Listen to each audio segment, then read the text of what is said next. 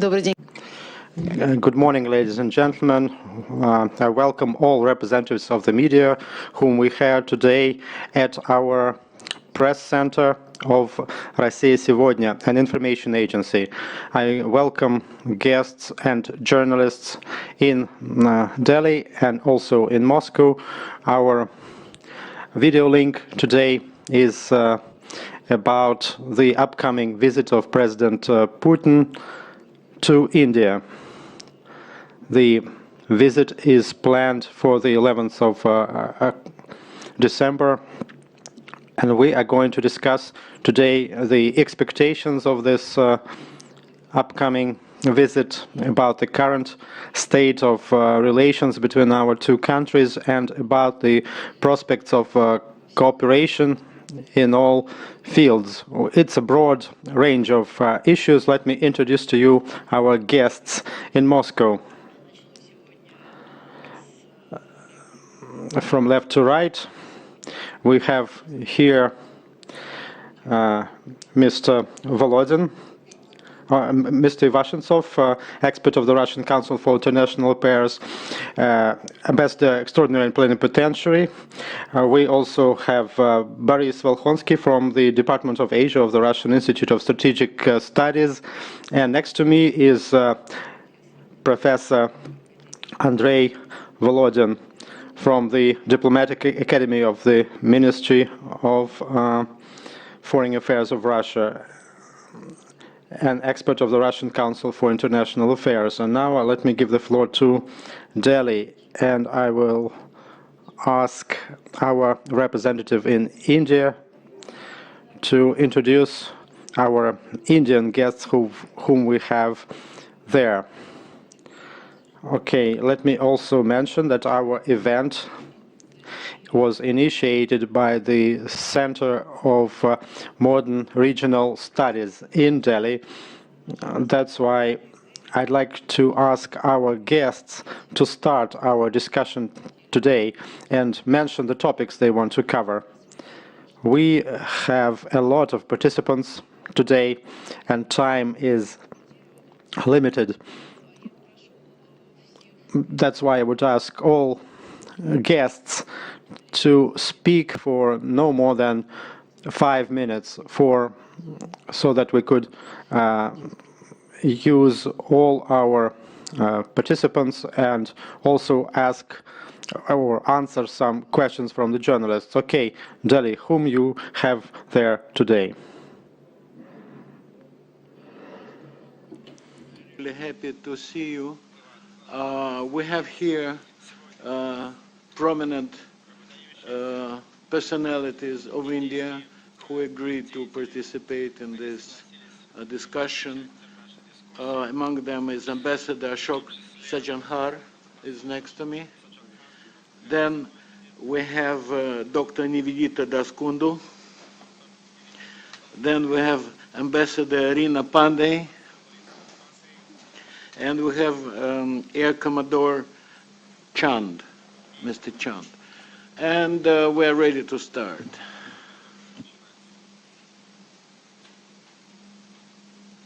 Москва? Дели, возможно, из-за... Perhaps you misunderstood or misheard our presentation. Since the event was initiated by the Center of Modern Regional Studies in India, that's why it would be logical for you to give us the topics for our discussion. So I'd like our Indian guests to start. First I introduce, now I will ask Dr. Nivedita Daskundu to initiate the discussions. Good afternoon, ladies and gentlemen. Good afternoon, Moscow studio. First and foremost, I would like to immensely thank Russian Embassy's Information Center, Господин Sergei Dichev, as well as Госпожа for initiating this talk and agreeing to host such a significant discussion prior to President Putin's visit to New Delhi. Of course, today our topic of discussion will mainly focus on the major issues that are going to be discussed in the forthcoming visit and in the meetings, and that is related to definitely on the strategic relationship, how we can move forward, say it in the military technical cooperation, say it in the energy cooperation, say it in the trade and economic cooperation, as well as expanding our cooperation in many other new spheres which are coming up. So to start with, I would like to mention that, of course, we in India, everybody is eagerly waiting for President Putin's visit and to make it as a successful event. Though this is a usual bilateral meeting and exchange of talks that takes place every year, alternately once in Moscow and once in Delhi, and it's been going on for last almost 15 years. So this is the 15th annual meeting that's going to start up. But there are a number of new things that are going to come up during the discussion, and that is what we are looking ahead of, and that is what we are thinking that we will come to know more after his visit. So we will discuss on this. So to start with, I will ask Ambassador Sajjan Har to give his inputs on something related to this visit and agreements that are supposed to be taking up in the forthcoming meeting. Thank you very much, Nivedita, and friends from Moscow. A very warm welcome to this interaction, and let me also convey my deep appreciation and gratitude for organizing this interaction and this dialogue and conversation. As Dr. Nivedita Kundu has mentioned, this is a very significant event. This is a very significant visit for a variety of reasons. Of course, India and Russia are traditional friends. As far as India is concerned, relations with Russia are a key pillar of our foreign policy. They were a key pillar of our foreign policy with the Soviet Union, and they have become a key pillar of our bilateral relationship over recent years again. The 15th meeting of the two heads of government and states, this was initiated in 2000 when President Putin, it was initiated by President Putin himself. So that is very significant that he is coming here to India. As far as the international relations, international scene is concerned, situation, whether it is in Europe, situation, whether it is in Asia, I think that is also undergoing a churning. So that possibly could also be discussed as to what are the possibilities and what is the potential for strengthening and deepening and diversifying engagement and partnership between India and Russia. Of course, there are a number on the bilateral front, there are a number of issues on the agenda. I'm very happy to say that, as has been reported in the media, for the first time, the Russian president will be addressing the joint session of the parliament in India on the 11th of December, which will be a very significant aspect of the visit. On the other issues, whether it is on bilateral trade, economic cooperation, that will be an important subject of discussion of negotiations. Because our bilateral trade, we had decided in 2009 that the volume should go up to $20 billion from about $10 billion. That unfortunately has not happened, and we are, the bilateral trade is still confined to a level of about $10, $11 billion. So what exactly can be done and how can we provide an impetus to this bilateral relations.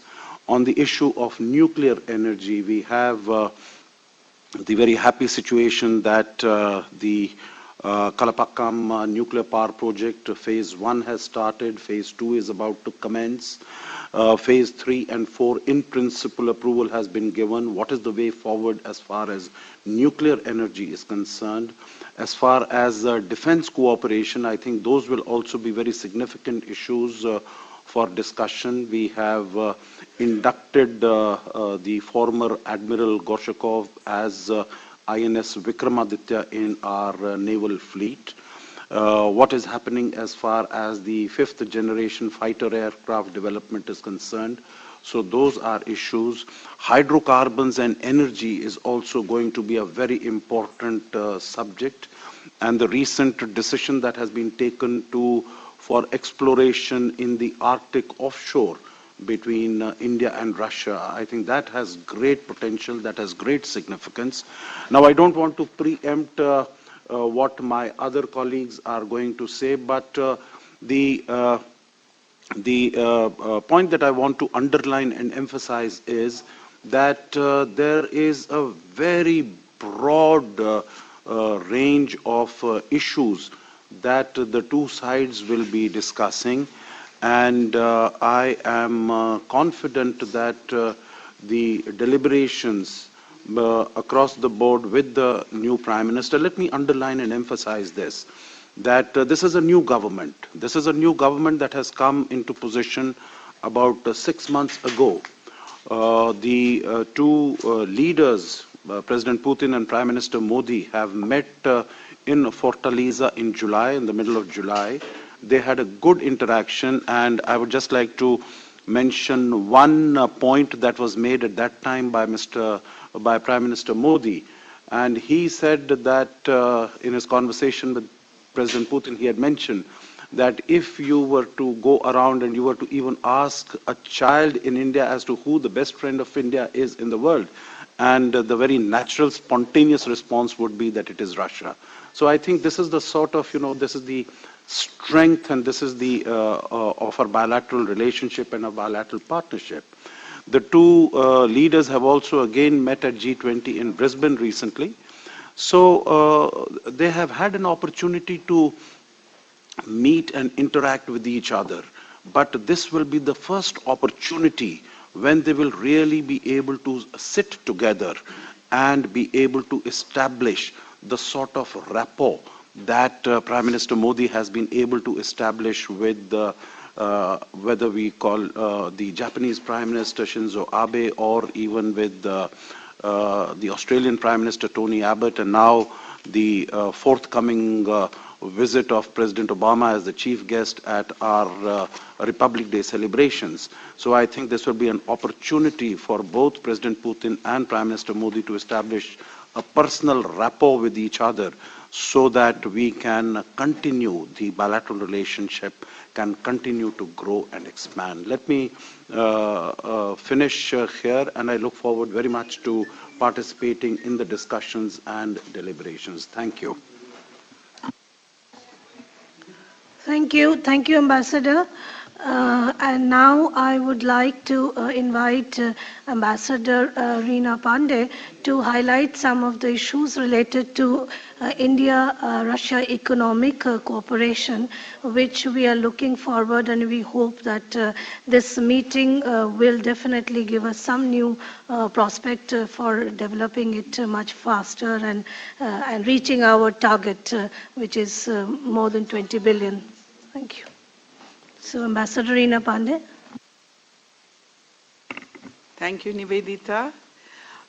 Good afternoon to our friends in Moscow, and I'm really grateful for the opportunity given to me by the Center for Advanced Regional Studies in New Delhi and the Information Department of the Embassy of the Russian Federation.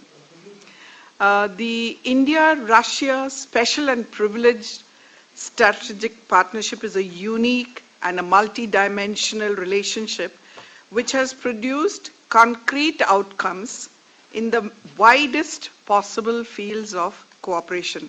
The two countries share a comprehensive dialogue architecture based on the 6 main pillars of close political coordination and cooperation in the fields of defense, civil nuclear energy, space, hydrocarbons, and science and technology.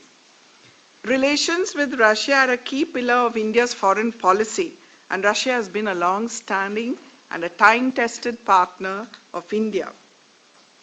Under the strategic partnership, several institutionalized dialogue mechanisms operate at both political and official levels to ensure regular interaction and follow-up on cooperation activities. A key priority for the political leadership of both the countries is enhancing trade and economic cooperation. Bilateral trade amounted to US dollars 10 billion in 2013. Indian exports were $3 billion and Russian exports were $7 billion. For the period January to August 2014, total trade stood at US dollars 5.6 billion. This is a modest volume of trade and investment. Both the governments have undertaken initiatives to promote bilateral trade and investment, primarily through facilitating high-level government-to-government and business-to-business contacts, apart from the ongoing investment in strategic sectors in both the countries. Between 2000 and 2013, India's cumulative investments in Russia are estimated at US dollar 8 billion, mainly in the hydrocarbon sector. And Russian cumulative investments in India are about US dollar 4 billion, mainly in the telecommunications sector. Both the governments are engaged in energizing the business council, in energizing the private sector to look at opportunities in both countries and in third countries more closely. Investment cooperation has been envisaged in some priority sectors such as hydrocarbons, power, coal, nuclear power, fertilizers, information technology, pharmaceuticals, minerals, and metallurgy, among others.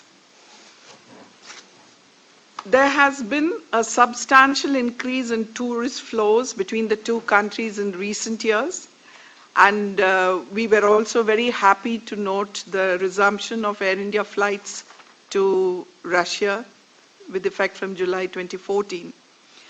Cultural exchange is an important component in our relations, and the Festival of Russian Culture is being celebrated in India this year, and the Year of Indian Culture will be celebrated in Russia next year.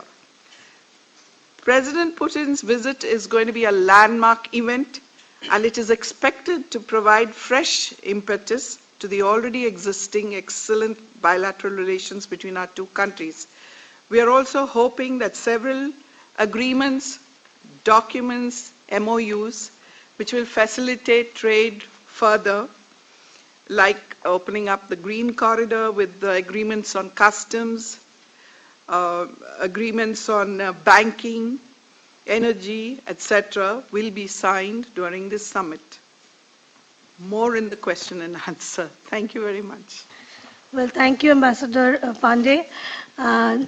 Of course, now I would like to add one or two more sectors that is coming up, and that will be also included during the discussions, and that will be in the medical tourism sector.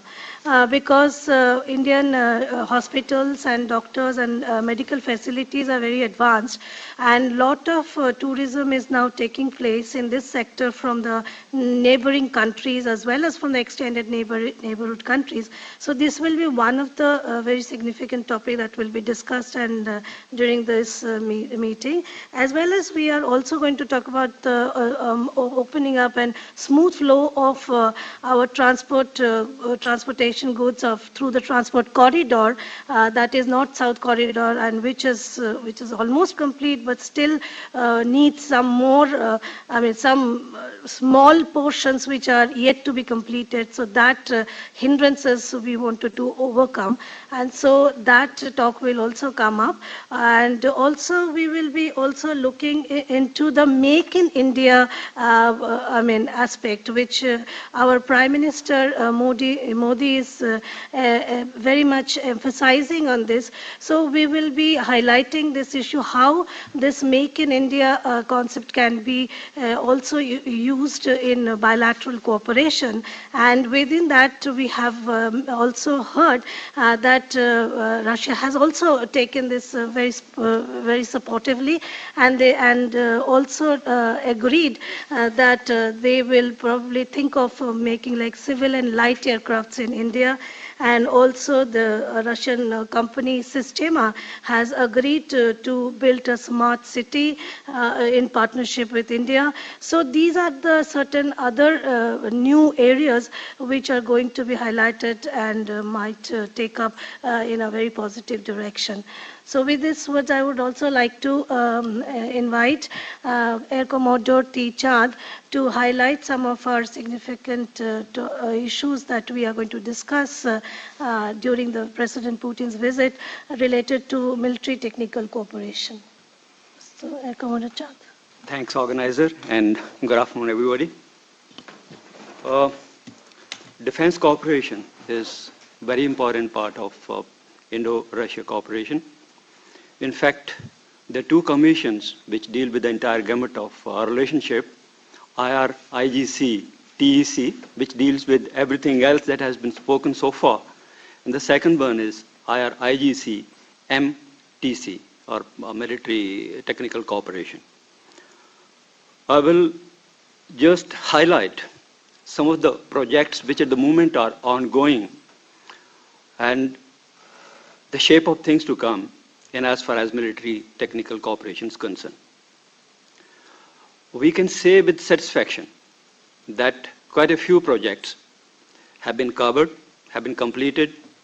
Vikramaditya, as was mentioned some time back, commissioning of it, it's completed nearly 1 year and it's doing very well. The fighter aircraft needed for it, the latest available with Russia, MiG-29K, are being supplied, they are operating, and the supply is progressing satisfactorily. The other important projects, like manufacture of Su-30 MKI, is progressing very well. 272 of them will be eventually assembled in India. The indigenous manufacture of T-90 tank is also progressing very well. Upgrade of MiG-29 is also progressing very well. The supply of Kamo 31 helicopters for the Vikramaditya and Mi-17 one-way helicopter for the Air Force is also proceeding along the expected lines. So we have a reason to feel happy, satisfied, and contented as far as military technical cooperation is concerned so far. But shape of things to come is probably not as rosy or as good as I can see it. Why I say so? Because the first major project which at the moment is being contemplated or being discussed is the so-called FEFA. We call it FEFA, and you in Russia call it T-50 or Pakava. It started somewhere in 2007, actually caught up steam in 2010, and by this time, actually the final contract was supposed to have been signed. It has not been done. There are several outstanding issues, some of which I believe have been sorted out, but quite a few still remain. I think are going to form a major part of discussion or negotiation during the forthcoming visit. And if this contract is signed, to my mind, from military point of view, it will be a major achievement. There are not very many tricky issues. Actually, I believe with negotiation they can be overcome. The first is work share which the Russians say from 15% now, it can be slowly increased to 25% and then to 40%, whereas probably Indian Air Force and the HAL, the counterpart of Russia, which is going to manufacture it in Russia, want it more, probably they want it 50-50 because that's the way we are paying money for this. I think it can be negotiated. We have strengths, we have a lot many things to offer in as far as designing and further manufacturing of this aircraft is concerned. And I'm sure during these negotiations, it's going to get overcome. This will form the backbone of a future cooperation. It's going to be very expensive. I believe India itself requires something around 150 such aircraft. And once inducted, any fighter aircraft remains the forces for the next 30 to 40 years. So we can see how long the cooperation is going to be. The second subject for discussion, to my mind, is going to be military transport aircraft, which Dr. Kundu also mentioned. We're looking for replacement for AN-32, which was also designed and manufactured by Russia against Indian specifications. But this time, we want to be involved right from the beginning in the design of the aircraft itself. Since it's a transport aircraft and the technologies involved are not that secret or that difficult to acquire, I don't think there should be a great difficulty in negotiating this contract. So along with FEFA, this is going to become the second major important point for discussion. Very quickly, what I want to share with you all was that so far we have been only talking about conventional warfighting machines, fully knowing that the conventional war itself is actually finding kind of obsolescence. The future wars, and we can see even the present wars, are not being fought like the olden time wars of maneuvers where the tanks and fighter aircraft and submarines and ships used to fight with each other. It is against the unseen element of sub-conventional elements that most countries are fighting today, including Russia and China. Is Russia and China considering a cooperation for development of doctrines and fighting this kind of war in future? Because this will lay the foundation for the technologies, equipment, and so on for the future military cooperation. 4 more quick points I want to bring to your notice for military technical cooperation. First is, cyber warfare, as we know, has already added 5th dimension to the warfare, encompassing all 3, Army, Air Force, Navy, and Space. Indian government is contemplating setting up a cyber space warfare command. Is it possible for India and Russia to coordinate and cooperate right from beginning itself so that the doctrines and subsequent technologies, subsequent equipments, they get shared right from beginning itself? We don't have to subsequently negotiate as to who supplies what to whom.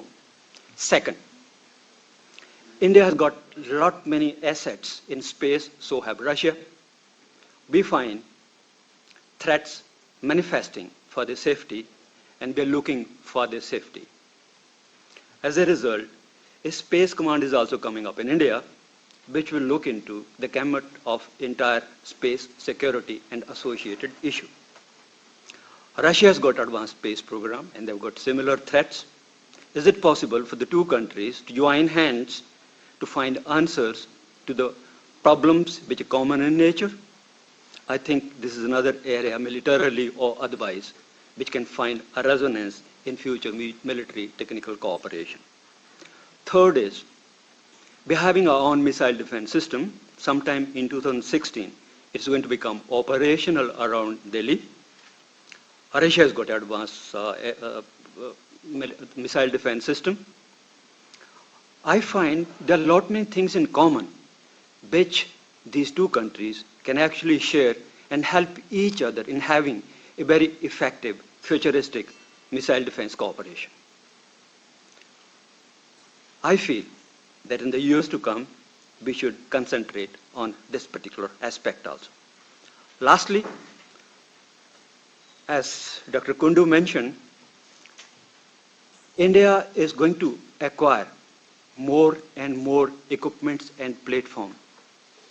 either indigenously or through joint ventures, which will be entered into, some of which I am aware are already being talked about, by the Indian companies with the foreign suppliers of advanced equipment. I don't find Russian companies coming forth, or at least I'm not aware, where this kind of cooperation is being established between Indian companies and the Russian companies. If we have to look at the future defense supplies for Indian defense forces, this is the major source that's going to be. So if we miss out on cooperation right at this stage itself, I think we will be missing out on very important aspect.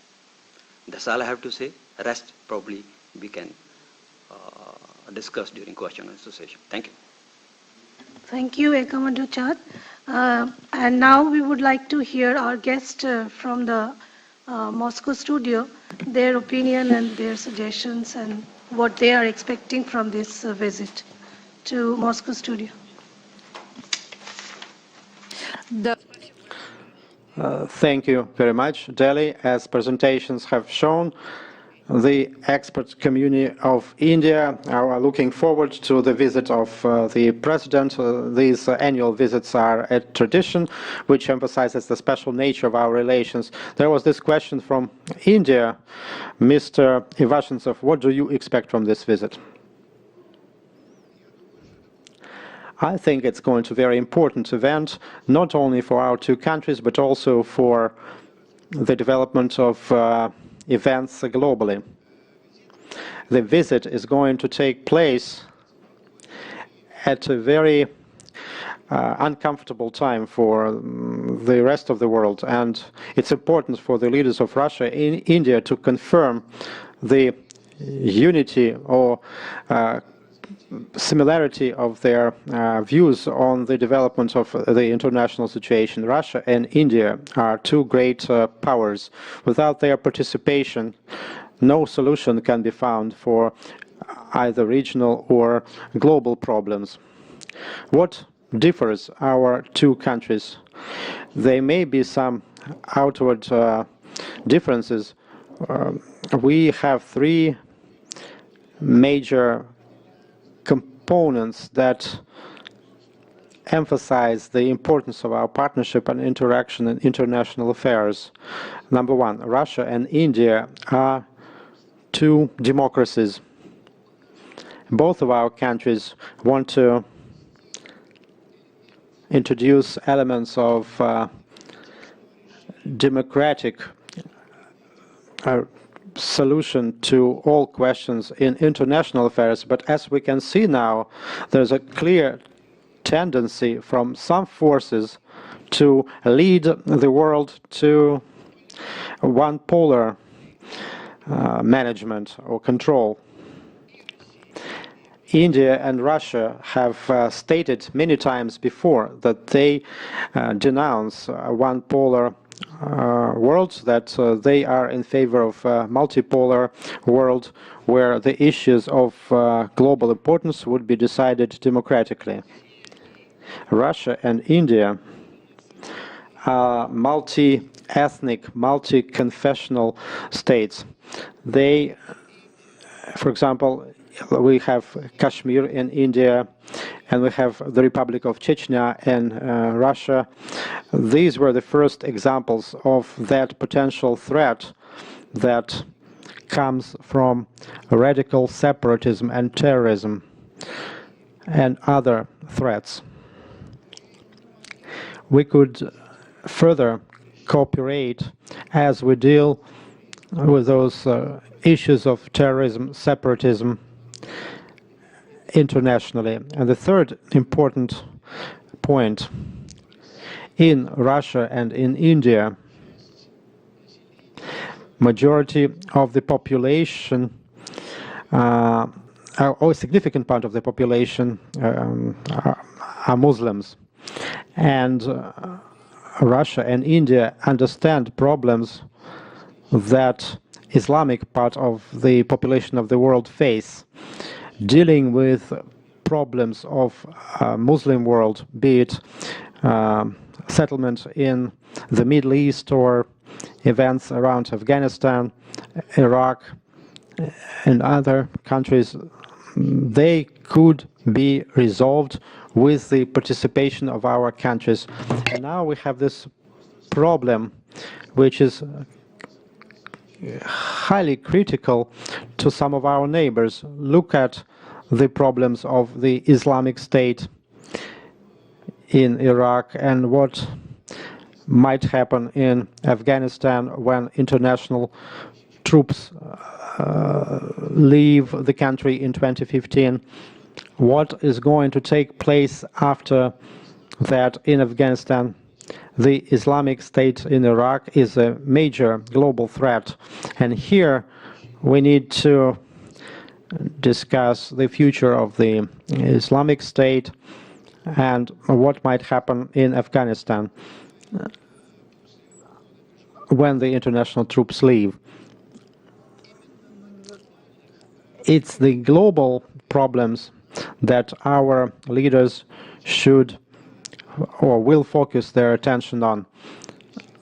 There are some forces in the world that say that Russia is isolated internationally, but we see that if the US and Western Europe want to limit their contacts with Russia and use different sanctions under artificial pretext, we have friends in other parts of the world, something that President Putin mentioned yesterday as he addressed the Federal Assembly. And the upcoming visit of Mr. Putin to India, as well as his previous visits to China and his participation in the BRICS summit in Fortaleza and contacts with other leaders of Asian, Latin American countries. Russia is not isolated. Look at the BRICS. It's a strong force that is able to deal with the issues of global economy, financial regulation, and financial security. And that's it from me at this point. Thank you. Thank you. And now let me give the floor to Mr. Volkhonsky. The experts in Delhi mentioned a broad range of topics, but I think they focused on military technical equipment as well. Russia and India could do even more in this sphere. Like, for example, France almost canceling the delivery of Mistral, and India also planned to order aircraft from France. Will it do it now when there can be no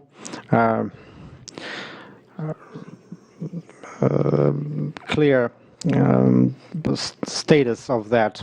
Because France is no longer a reliable supplier. Please comment on what your Indian colleagues mentioned. I welcome my colleagues in India. I will try not to repeat what has already been said. I agree with Ambassador Ivashchenko what he said about the political importance of that visit and the importance of multipolar world. It's highly symbolic that the two previous meetings between Prime Minister Modi and President Putin took place within sort of BRICS events, the summit BRICS in Brazil and the mini summit that happens at the sides of the Brisbane event. This is a highly promising area of cooperation. BRICS is an alternative force that could withstand the unipolar world. As for military technical cooperation, in the modern world, this is one of the highly competitive industries, and any mistake by any party may lead to long-standing or long-term events. India is trying to diversify their supplies. If in the 70s and 80s India depended totally on the supply of the weapons from the Soviet Union, now this policy is to diversify, is to avoid dependency on one supplier. In the last 3 years, the US is their lead supplier. Nevertheless, the traditions of cooperation are still there. There are some problems that Commodore Chand mentioned, but we can overcome them. And the reputational risk that France has reputational hit that France has taken by refusing to deliver the helicopter carriers that were paid for and already built, it's a very serious signal to find new forms of cooperation between Russia and India. Let me indicate a couple other points in international relations. Just briefly, if we look at the economy of India, I think 3/4 of that economy is generated by small and medium-sized business. In Russia, it's 50-50. If we look at the bilateral trade, in our bilateral trade, it's mostly relations between major giants of business. Political leaders cannot directly command the SMEs, small and medium enterprises, to intensify their cooperation, but at least at the political level, some decisions could be made that ease up some infrastructural moments. For example, the transport corridor mentioned by Ms. Daskundu, and it's been going on for about 15 years. It has not been launched yet, even though there's a high interest in it from India and from Russia as the two final destinations of that corridor, as well as of countries that are along that corridor, Iran and Central Asia. So many issues related to logistical difficulties shall be resolved at the highest level. It's one of those factors that will be able to serve as an incentive for the development of bilateral relations and to overcome what is called lack of connectivity. It's the absence of a common border between Russia and India, difficulties with communications, ground communications between the two countries. Another certain reserve for the development of our trade relations, and Ambassador Pandey said they were modest. I would say they are low, they are laughable, ridiculous. 10-11 billion. It's not up to the potential of our two countries, and it's the reserve there is in the direct links between the regions. There are some examples of direct links between our regions and direct links between regions. We have 80 of them, India has about 30 of them, and it's a huge reserve for the development of our trade relations. Thank you. Thank you. And now, Mr. Volodin, please comment on what you heard, and also perhaps you could focus on the issues of multilateral interaction between India and Russia in such structures as BRICS, Shanghai Cooperation Agreement, even though India is not a member of that. Shanghai Cooperation Organization could offer interaction in the military sphere. Perhaps bilateral interaction is possible in the area of cyber attacks. Could they be developed within the framework of SCO? Distinguished colleagues in Delhi and in Moscow, let me first of all continue this idea about military technical cooperation, and then I will move on to the other issues as mentioned by our host. I think that the Russian leadership realizes that in India they have this new policy, Make in India, including military technical cooperation. And those problems that we had with aircraft carrier and with this 5th generation fighter plane. These are natural problems related to different approaches to building this very complicated aircraft, but these problems can be resolved because even in the Russian media, this, to put it mildly, lack of understanding in India about our lack of readiness to discuss some issues of the 5th generation aircraft, they have been resolved now. At least they are being discussed, and think it will be resolved.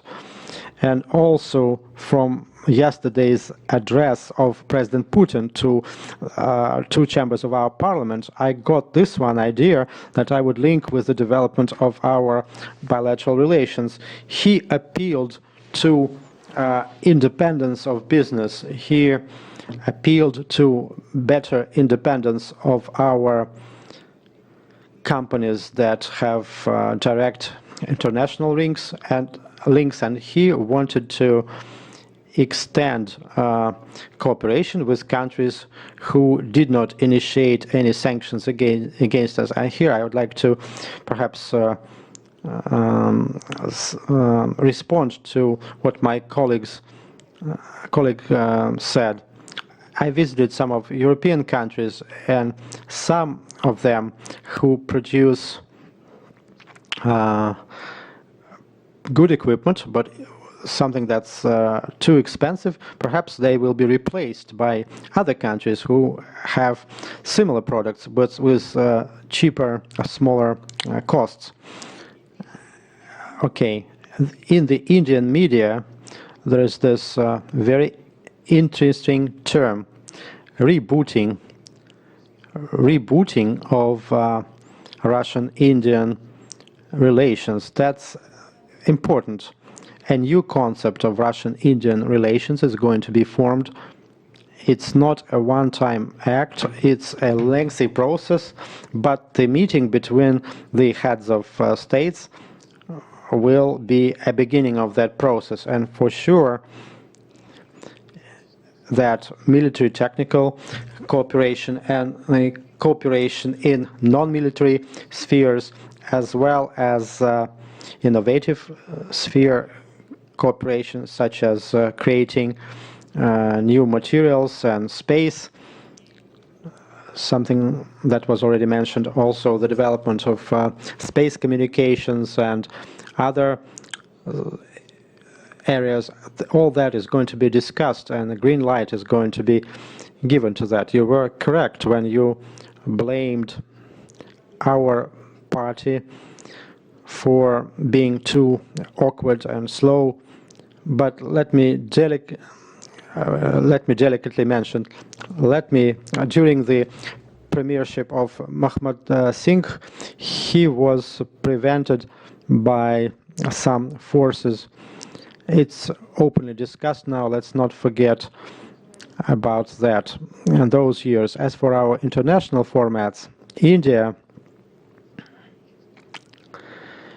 in cooperation with Brazil and South Africa, created this format of IPSA, and it's about creating an alternative model of the world structure. Our presidential administration, our Ministry of Foreign Affairs, is looking with attention at this experience to build this new paradigm of modern world. Let me remind you of this well-known quote from Pepe Escobar, who said this: Russia is playing a long chess game with the West, but it might mean that Russia wants to change the world order that was established, that we called a neo-colonialism system, and now Russia has to pay the price. Russia has not exhausted its potential. Russia is using our relations with India, China, Brazil, Indonesia, and other countries that are interested in expanding this new format. So it's not like relations between object and subject, but rather a relation between two equal actors. Our moderator here was talking about SCO and other international organizations. I believe it's important, and because the Shanghai Cooperation Organization is a big territory. India is interested in the SCO, even though they were always very delicate about their interest. If other organizations are added, like, of course, we know India and Pakistan have complicated relations. I think within that large organization, it would be easier to regulate those contradictions within a larger organization, because compromise is in the multi-party field and it's easier to interact there. And my final point, when memorandum was signed between President Putin and President Erdogan of Turkey about the alternative route to the South Stream, it was mentioned that a switch is going to be made from one model of financial relations based on dollar to the non-dollar system of relations. In our relations with India, as we switch from the dollar principle, we wanted that in the early 90s, and the Indian side was right back then when they didn't want it. Now this switch to ruble-rupee system of relations will give a much better push to it. Erdogan and Putin believed that when they switch to non-dollar settlement will intensify Russian-Turkish trade by 2 or 3 times. And finally, we shouldn't be setting any financial goals in numbers for the nearest future. And my colleague also mentioned that earlier. But we have to realize very well that if the trade turnover reaches $18-20 billion, it's not only about numbers, it's also about the fact that we have people and influential social and economic and political forces that from both sides are interested in this kind of cooperation. Thank you for your attention.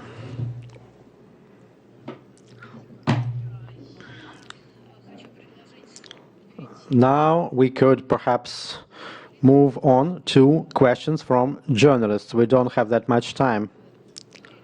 Delhi, are you ready to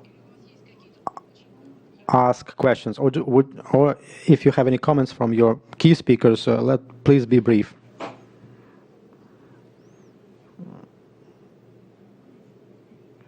To the questions, there will be some comments on the topics raised by our colleagues in Moscow. So, Ambassador, you would like just say a few words? Только очень коротко, пожалуйста. But please be brief. Yes, okay, so I will flag the points which I want to raise, some of the issues that have already been mentioned and some new ones, and I think these are new ideas that they have been in the realm of discussion. The first idea that I would like to underline, which has really not received a mention today, is the possibility of collaboration between India and the Eurasian Economic Union. That is Russia, Kazakhstan, and Belarus. If participants here would recall, this was a suggestion that was made when Dr. Manmohan Singh had visited Kazakhstan, and after that interaction between him and President Putin. And there is a suggestion to have some sort of a task force to look at the possibility and the viability of this project. I think this is a very interesting and very useful suggestion. The other we have mentioned already, we have spoken about the north-south transport corridor, and I would like to bring to the attention of this group and the gathering that day before yesterday, the railway connection between Kazakhstan, Turkmenistan and Iran was inaugurated by the three presidents. And that rail link, I think, is a very important element which could actually prove to be a game changer. The third aspect that I would like to mention here is the suggestion that has been made by India, and I think which Russia also is considering very actively and very seriously, is the construction of an oil pipeline which would come from Russia, and it could travel along the same route as TAPI. And if the feasibility study in this, I'm told, is going on, and if this were to happen, I think this would be a very revolutionary idea, a very revolutionary suggestion. There is, of course, what one expects in addition to the 8 or 10 agreements that are going to be signed and a vision document that is going to be signed between the two leaders, that there is going to be particular emphasis on collaboration in rough diamonds. I think that is an area which has great potential, and that is an area. The other is the investment by Indian companies in gas and oil projects, in fossil fuel, in hydrocarbon projects in Russia. So whatever I think was mentioned by President Putin is in his State of the Union address in terms of the flight of some capital from the country, I think there would be a possibility of some inflow of capital, particularly in the hydrocarbon sector from India. The last point in this, again, I would like to, or the second last would be, in terms of the interest of Russia to participate in the Delhi-Mumbai development of the Delhi-Mumbai corridor, transport corridor. I think that also has enormous potential. And the last point is in terms of India's membership of the Shanghai Cooperation Organization. I heard what my dear friend Dr. Andrei Volodin said about this, but let me also reaffirm that India's interest has been put on the table, and very serious interest of becoming a member has been there for the last 5 years. And the recent decision in Dushanbe, in which it has been finalized in terms of inducting new members, we are reasonably hopeful that India will be able to occupy its rightful place as a full-fledged member in the Shanghai Cooperation Organization, and then will be able to contribute in terms not only of discussions on energy security, on economy, on transport connectivity, but also on issues relating to the stabilization of Afghanistan, in which SCO now has become very actively involved. So because of paucity of time, let me curtail my comments and look forward to discussions as we move forward. Thank you. I just wanted to add to what Ambassador Sajjan Har has mentioned about this north-south corridor. Of course, all these countries involved in this corridor are eagerly waiting for this completion of this route. And we have recently, Russian government has sanctioned few grant to Iran to complete 170-kilometer route from Astara in Azerbaijan to Astara in Iran. So hopefully after that completion, lot of goods will be able to move easily. And also then the connectivity with the Eurasian Union will be possible.